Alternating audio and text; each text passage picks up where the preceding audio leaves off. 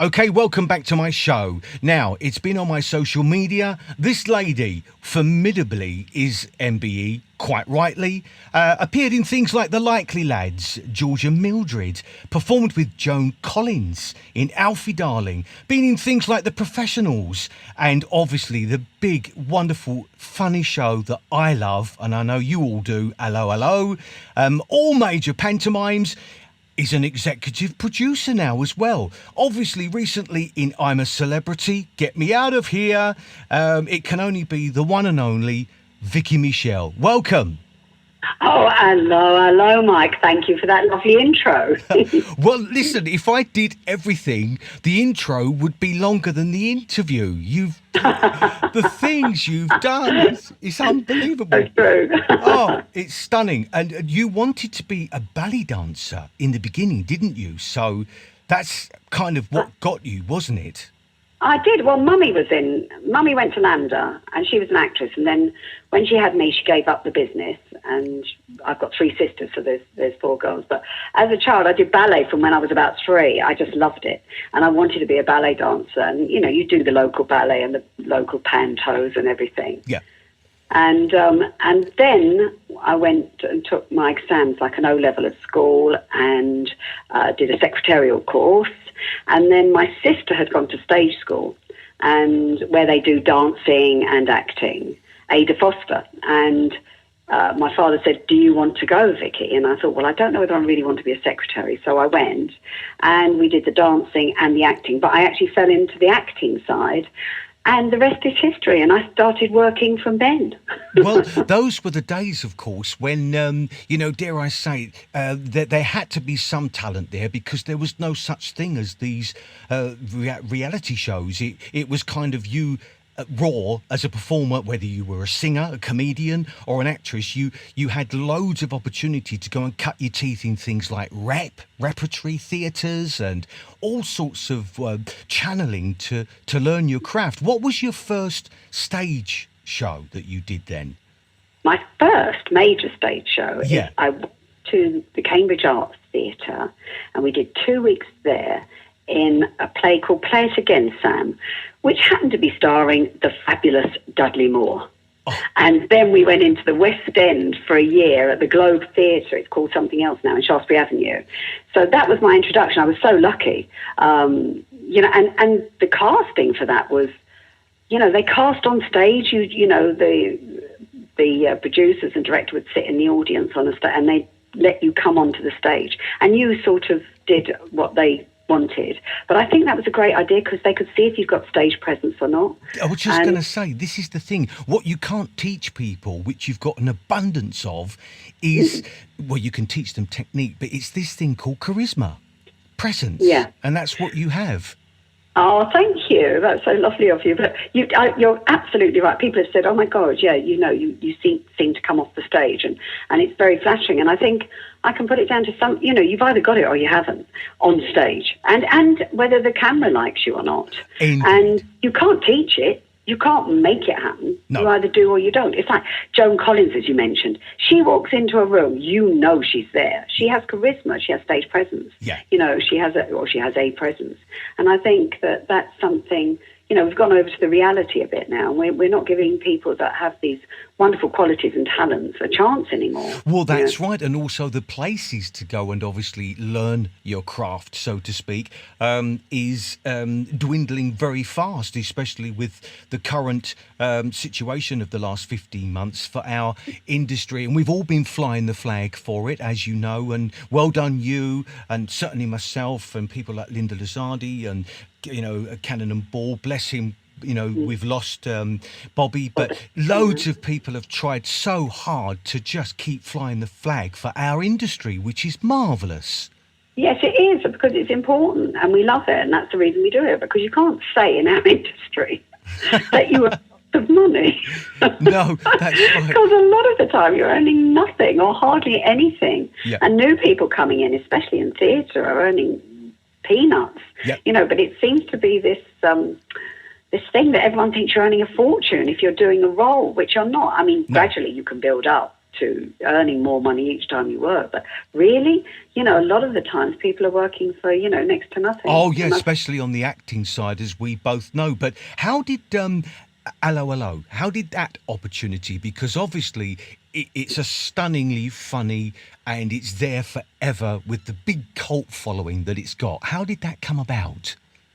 Well, that came about, my sister and I, because my sister is an actress as well, and Michelle, and we both went for this show which David Croft and Jeremy Lloyd were doing called Come Back, Mrs. Noah. And it was with Molly Sugden, and it was set in outer space. And we were both up for a regular role in it, and David Croft couldn't make up his mind, and he chose Anne. And so Anne got the part, so she was a regular. But in one episode, there was a part for a French-made robot. Anne said to David, why don't you choose Vicki for this? And he said, what a good idea. So I went in as a French-made robot. And then it went for a couple of series, but it didn't take off, that one. I think it was because it was up against Kenny Everett on the other side. Yeah. But then Jeremy and David wrote Allo, Allo, and they've obviously thought, oh, French-made, ooh, French. Oh, yes, Vicki. So they got me in for a reading, and I actually read for Michelle of the Resistance and Yvette. And we didn't hear for about 6 months.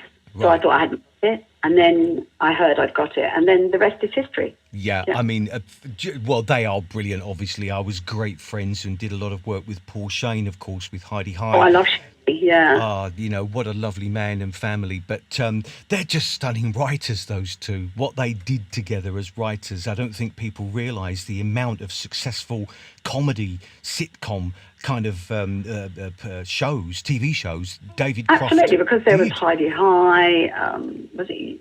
You Rang My Lord was another one. Were they involved in that? I can't remember. Yeah. And You Rang My Lord, all of those, Mrs. Slocum, what was that? Are You Being Served? Yeah. All of those, they wrote. And I think that what's happened now is people come up to me and go, because they're watching the reruns that were on yesterday, and they're saying, we didn't realise how funny it was. And I think that's because we've been starved of good comedy for so long. Correct. That you actually realise how good those writers were. Yeah. Well, it's also, there's nothing meant by it. It's the little innuendos. I mean, I've got characters in my show, and there's nothing meant by it. It's not a view. It's not a point of view. It's just sketches that have innuendos and little funny twists. It's Entendres.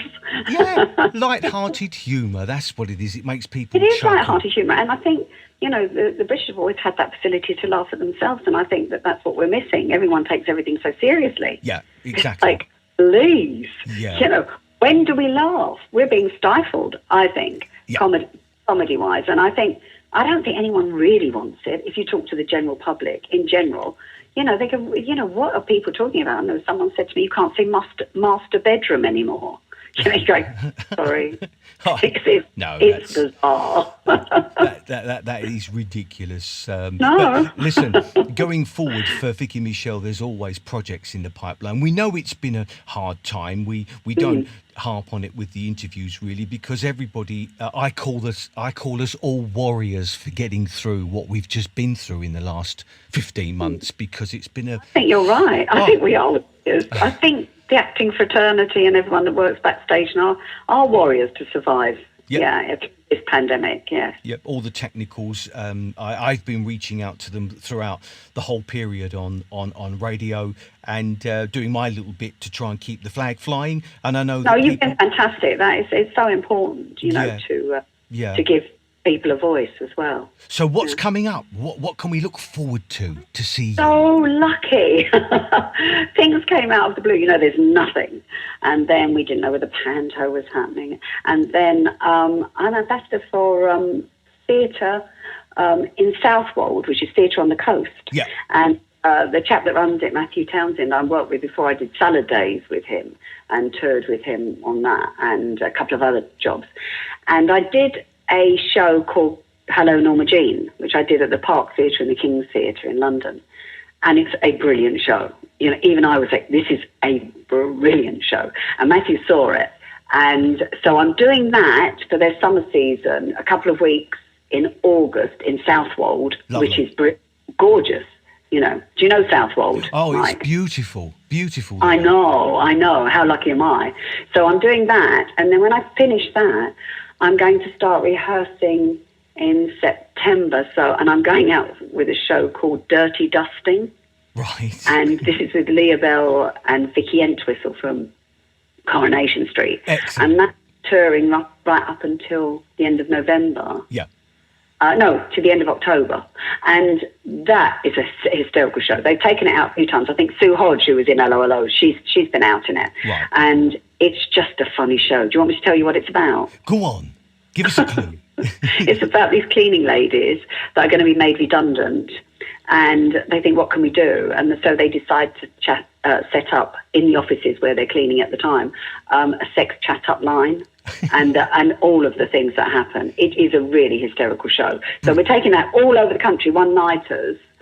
So that's going to be exhausting until the end of October. And then I'm doing pantomime in the fabulous Grimsby with Fraser Hines and John D. Collins from Allo. Oh, I'm so lucky at the moment. That's amazing. And also, what's great, because we've run out of time for now, but what's great is that when you're doing all these, we will and would love to get you back on so you can tell all the listeners and promote what you're doing again when you're starting rehearsals and things like that. We can get a little bit of the backstage vibe from you as well, if you're up for it. Yeah, that would be fabulous. And to talk about all the wonderful people I've worked with. Yes, indeed. Like the two Ronnies and, you know, Little Large and Cannon and Ball, because you've worked with them as well, all these wonderful people. Absolutely. That'd be nice to chat about them. Yeah, well, we'll do that next time. But for now, what I do is I hand you over to what I call my digital warriors, the followers of me and my show, and you can say goodbye and farewell in your wonderful, stunning way. Over to you, Vicki. Well, hello, and goodbye, all you digital warriors. It's been fabulous. I hope to see you soon. Now listen very carefully. I shall say this only once. Au revoir. See you soon. All yours. Hello, everyone. Vicki Michelle here. Now listen very carefully. I shall say this only once. You must listen to the fabulous Mike on Rother Radio. It's brilliant.